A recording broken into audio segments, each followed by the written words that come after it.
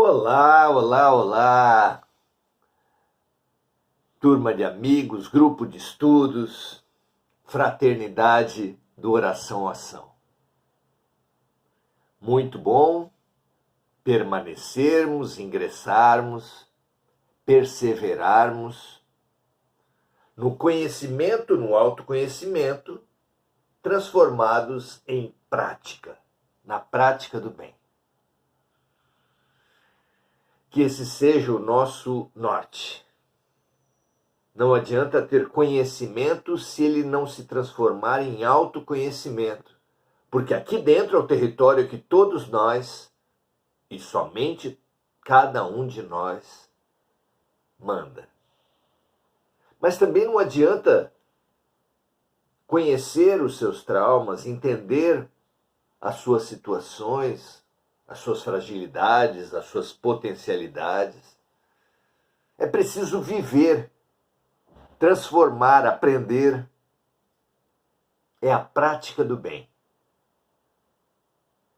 Porque é o amor que cobre a multidão dos pecados. A grande forma de nos melhorarmos é praticarmos o bem. Angariamos energia, porque ajudando na transformação do outro, nós mesmos somos ajudados em nossa própria transformação. Parabéns pela sua decisão, pela sua dedicação. Precisamos e precisaremos guardar e guardar e guardar mais folhinhas de lucidez e de coragem, porque o inverno se aproxima. Nós temos as nossas.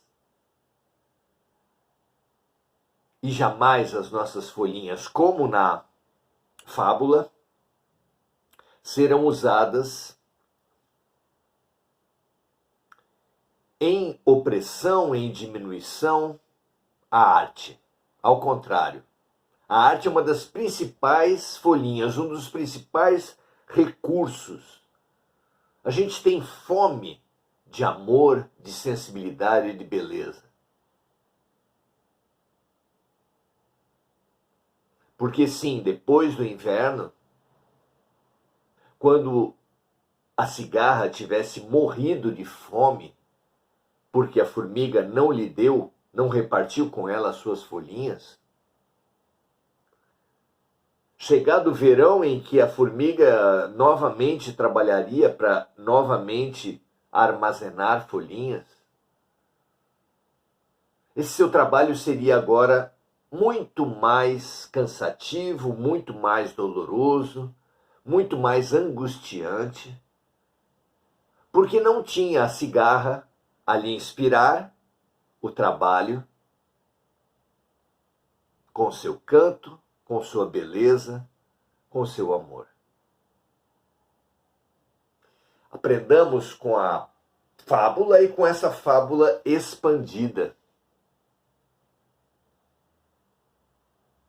Que assim seja.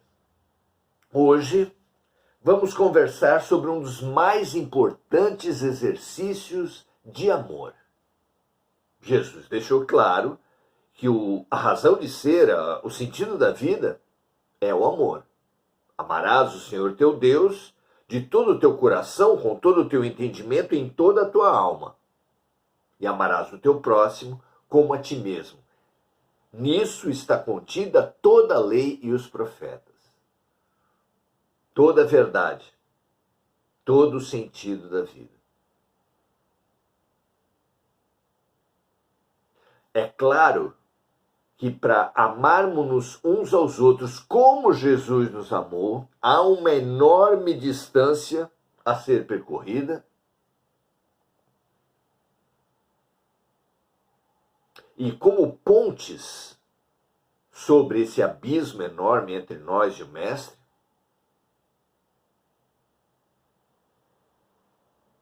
inúmeras pedras podem construir essa ponte. Amor aos animais, amor às plantas, amor às rochas, amor à água, amor às profissões, as religiões, a arte, amor ao corpo,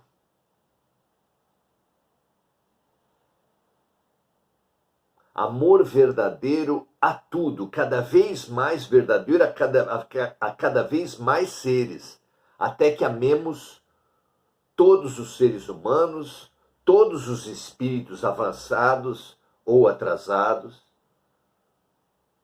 vivendo como na família universal que Jesus nos ensinou e testemunhou, praticou, expressa maravilhosamente na expressão Pai Nosso. Pai Nosso é a expressão da família universal. O Pai é nosso e somos irmãos não apenas de todos os homens, de todos os espíritos, mas de todos os animais, vegetais, minerais, de tudo, sem qualquer forma de exclusão. Porque Deus, que é o amor, não faz diferença entre seus filhos, o amor não seleciona a quem amar. É como o sol, que não escolhe a quem iluminar. Simplesmente ilumina. O amor simplesmente ama. Por isso, inspiradíssimo, Carlos Drummond de Andrade falou que amar é um verbo intransitivo. É uma distorção dizer que nós amamos isso, esse ou aquele. Quem ama, simplesmente ama. É um estado de espírito, o mais sublime estado de espírito. Nesse caminho, o amor conjugal é uma das pedras mais importantes. Uma pedra de construção da ponte e também uma pedra no sapato. Um incômodo, um desafio, uma prova a ser vencida. Vamos ver qual é a pergunta e a resposta de Emmanuel? Vamos lá. Pergunta 188. É levada a Emmanuel, o guia espiritual de Chico Xavier, nesse livro, O Consolador, a seguinte pergunta: como devem proceder os cônjuges para bem cumprir os seus deveres? Como devemos agir nós no âmbito da família e da conjugalidade? Esse é o desafio de hoje. E a resposta de Emmanuel começa no seguinte sentido: o matrimônio, muito frequentemente na Terra, constitui uma prova difícil, mas redentora.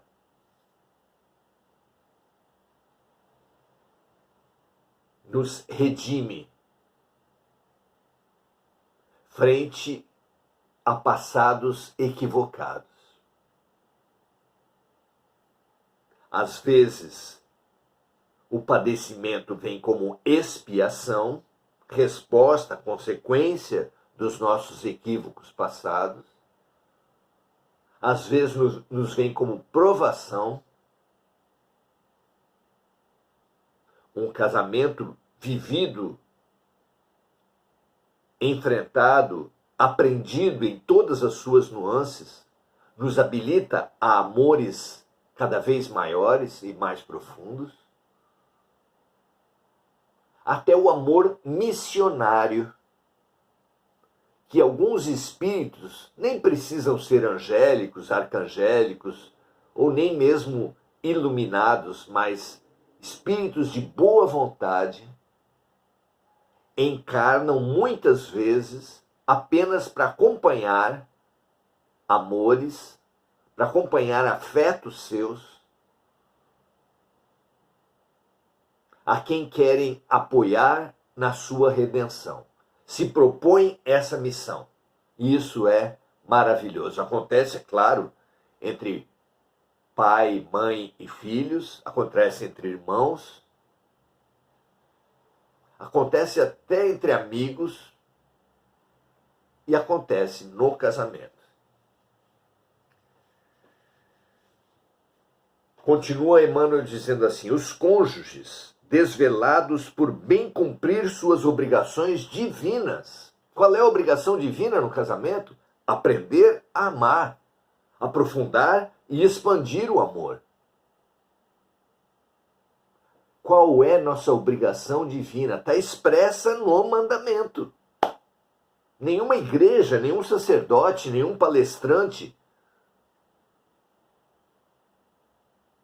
deve ser ouvido em dogmatismo, como verdades fechadas. Ouçamos Jesus.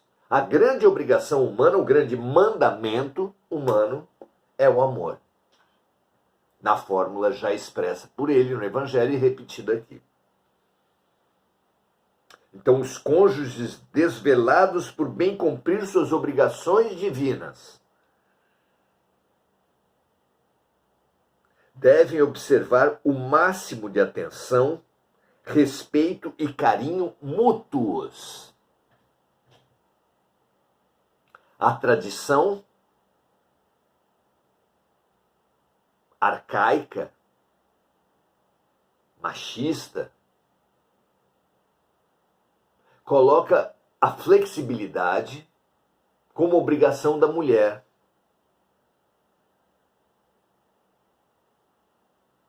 As obrigações, no geral, por manter um casamento nas costas da mulher. O pensamento tradicional sempre imputa à mulher a culpa por eventuais crises no casamento. Aqui, Emmanuel fala de obrigações mútuas.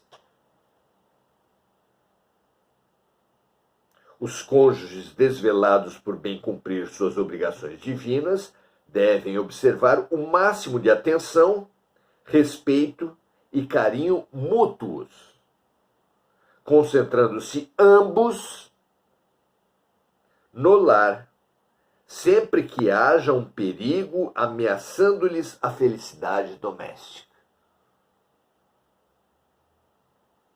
O lar, a família, o casamento constituem mesmo esse lugar de segurança. A imagem que surge na minha mente é a arquitetura dos castelos, das fortalezas, que tem diferentes linhas de segurança.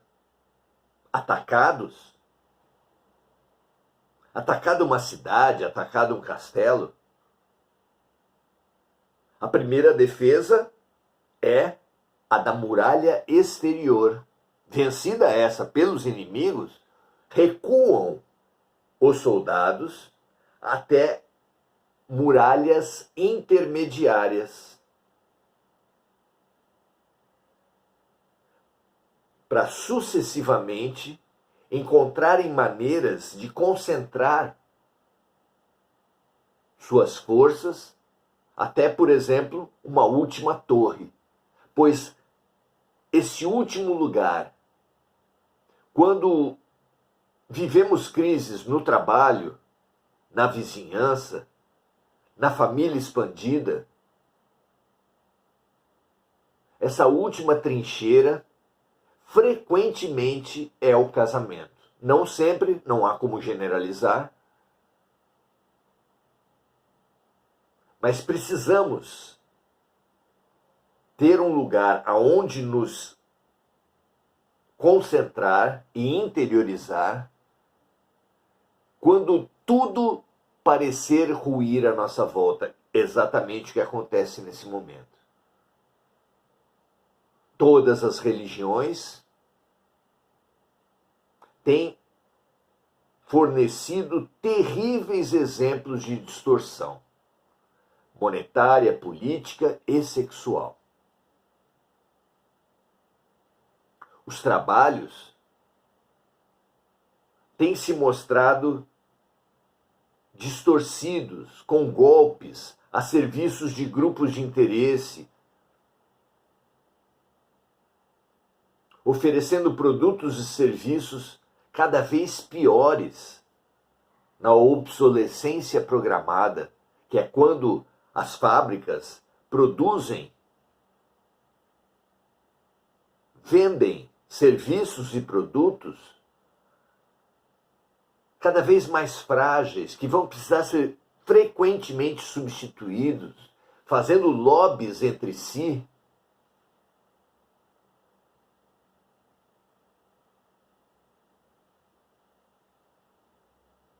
É precioso entendermos como praticamente tudo que a gente tinha fé, muita gente deposita muito de sua vida no futebol, por exemplo. O esporte, colocado a serviços de casas de apostas, ele abre-se, pode-se dizer, entrega-se à manipulação sistemática, à ilusão, ao golpe. A arte, também a serviço de ideologias. Por exemplo, a arte gospel quase sempre concentra-se no louvor, declaradamente concentra-se no louvor, e Jesus disse que aqueles que disserem Senhor, Senhor,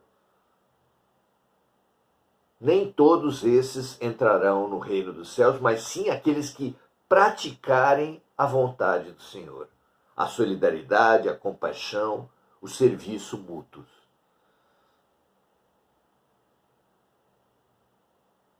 Então, temos sido obrigados a recuar das nossas defesas porque, sem dúvida, o inimigo tem conseguido distorcer praticamente todas as nossas instituições.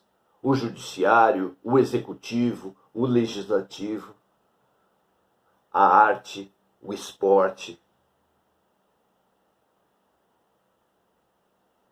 Até que nos concentremos na família e ou no casamento e ou nas nossas melhores amizades. E ou fronteira e defesa intransponível para aquele que se fortalece nela em Deus. Na certeza de que não caia uma folha de uma árvore que não seja pela vontade de Deus, na certeza de que tudo é remédio no hospital perfeito de Deus, tudo é lição na escola perfeita de Deus, e em vez de nos revoltar e de ter pena de nós mesmos, cabe-nos aceitar, perceber a lição e o remédio nas dificuldades, aprender e nos curar. Mas qual o limite?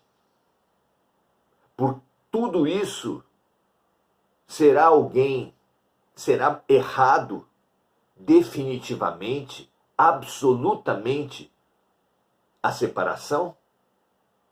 Voltamos então à indissolubilidade do casamento?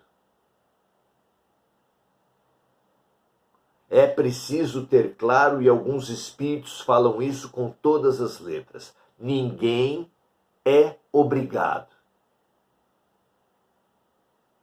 a sustentar e a manter situações degradantes, violentas, humilhantes.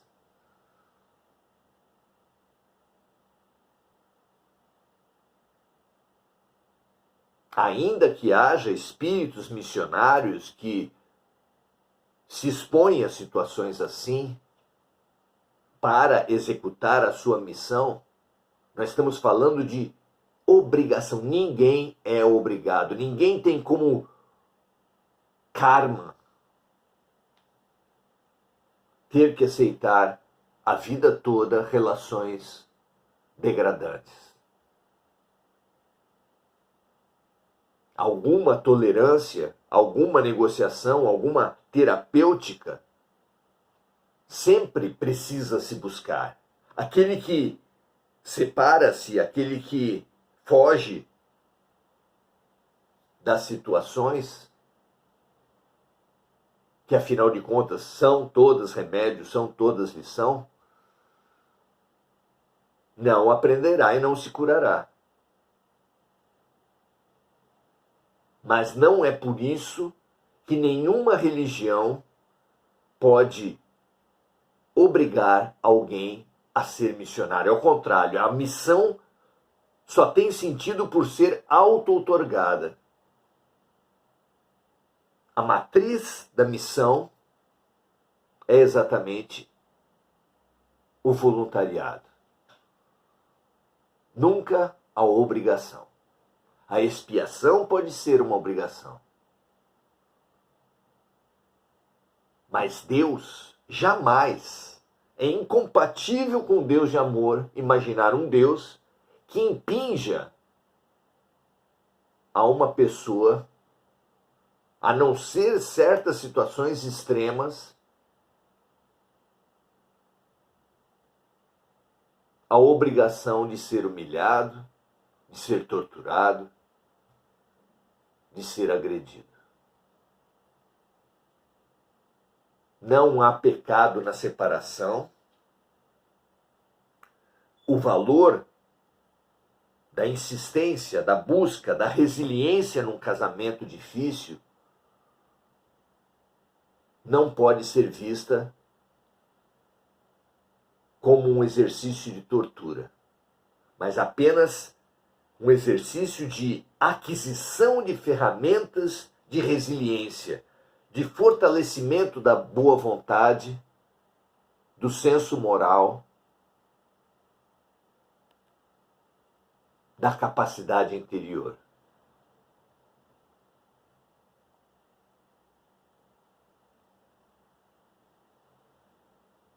No lar, continua Emmanuel, muitas vezes, quando um dos cônjuges se transvia, a tarefa é de lutas e lágrimas penosas. Porém, no sacrifício, toda a alma se santifica e se ilumina.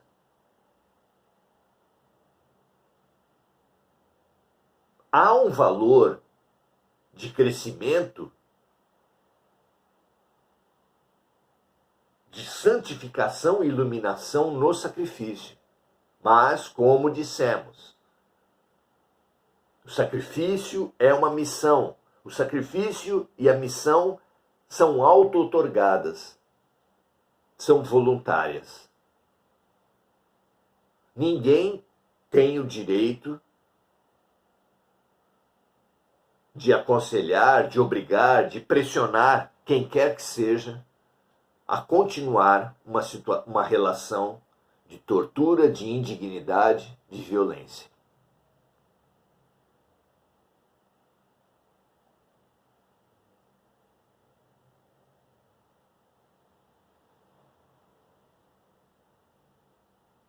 Então, no lar, muitas vezes, quando um dos cônjuges se transvia, a tarefa é de lutas e lágrimas penosas.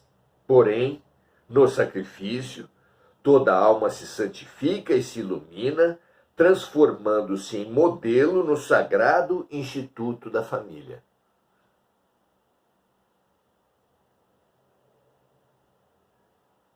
Persistindo na dignidade, persistindo no amor, persistindo na compreensão, sem validar a violência, sem validar a humilhação, sem dúvida, pode-se dar um salto de qualidade, dar um salto evolutivo que nos qualificará a missões maravilhosas no futuro.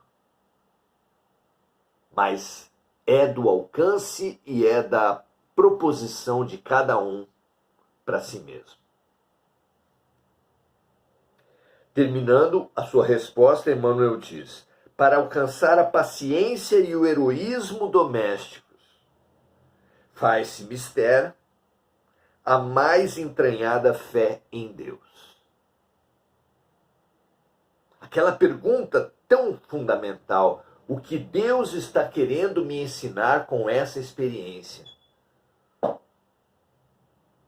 Como disse Teresa de Calcutá, a questão da vida nunca esteve entre nós e o outro. A questão da vida sempre esteve entre nós e Deus. O que Deus está querendo me ensinar, o que Deus está me proporcionando com esse remédio, com essa lição. Então, para alcançar a paciência e o heroísmo domésticos, faz-se necessária a mais entranhada fé em Deus, tomando-se como espelho divino a exemplificação de Jesus, no seu apostolado de abnegação e de dor à face da terra.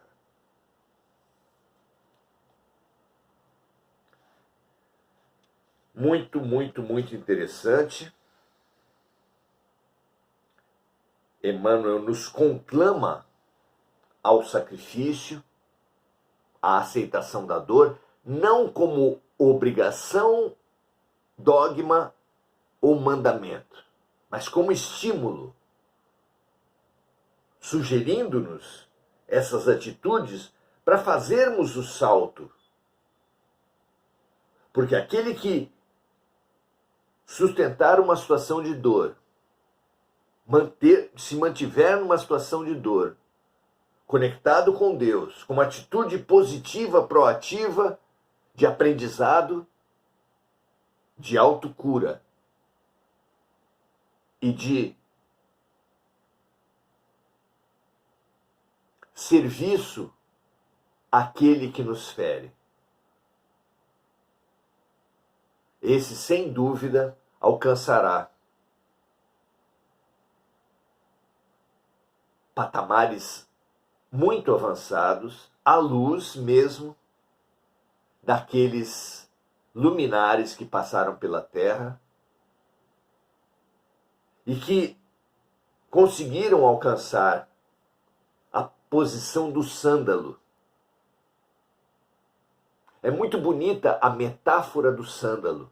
Sândalo é uma árvore cujo lenho é muito perfumado. E a imagem que espiritualmente se propõe com a árvore do sândalo é que ela perfuma até mesmo o machado que a corta. É, sem dúvida, um estágio muito avançado na nossa evolução.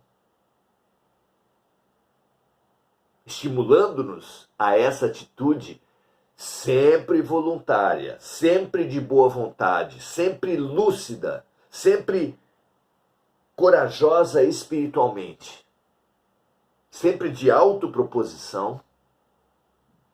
Os espíritos nos conclamam, nos oportunizam, estabelecem uma parceria conosco para enormes saltos espirituais.